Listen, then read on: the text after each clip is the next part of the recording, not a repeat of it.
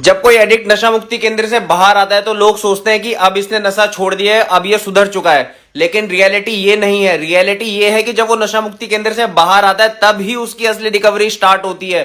जब वो नशा मुक्ति केंद्र के अंदर रहता है तब कोई रिकवरी नहीं होती, क्योंकि अपने आप को प्रूफ उसको बाहर के जीवन में करना है। अंदर के जीवन में तो नशा रहता ही नहीं है। नशा मुक्ति केंद्र के अंदर उस हवा में ही नशा नहीं रहता है।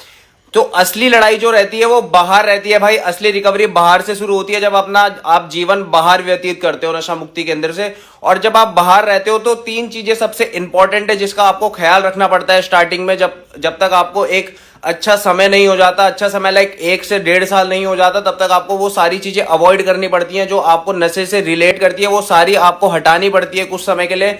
और दूसरी चीज ये होती है कि आपको वो जगह है जहां पे आप नशा करके घूमा करते थे या नशा करके जाते थे, जहां पे आप इंजॉय करते थे नशा करके, वो सारी जगह है, वो सारी प्लेसेस आपको अवॉइड करनी पड़ती है। और तीसरी और सबसे मोस्ट इंपॉर्टेंट चीज ये होती है कि आपको अपने जीवन की चाबी किसी ऐसे इंसान के हाथ में देनी ही पड़ेगी कम से कम 1-1.5 साल, जब तक आपको लगता नहीं है कि आप स्टेबल हो। वो इंसान जिसने ये रास्ता पहले देखा हो और अब उसको ठीक हुए हुए कुछ समय हो गया हो, लाइक 4-5 साल, तभी आप ये चीज पॉसिबल कर पाओगे, अदरवाइज नहीं कर पाओगे। क्योंकि उसको अच्छे से पता है कि स्टार्टिंग के तौर पे कैसा रहता है, कैसे चलना है, कैसे क्या क्या चीजें करनी है, कैसे अपने जीवन में वापस लौटना है। तो भाई कभी ये मत सोचा करो कि जो नशा मुक्ति केंद्र से बाहर आया है वो बिल्कुल रिकवर हो चुका है। ऐसा इम्पॉसिबल होता है भाई। Take care.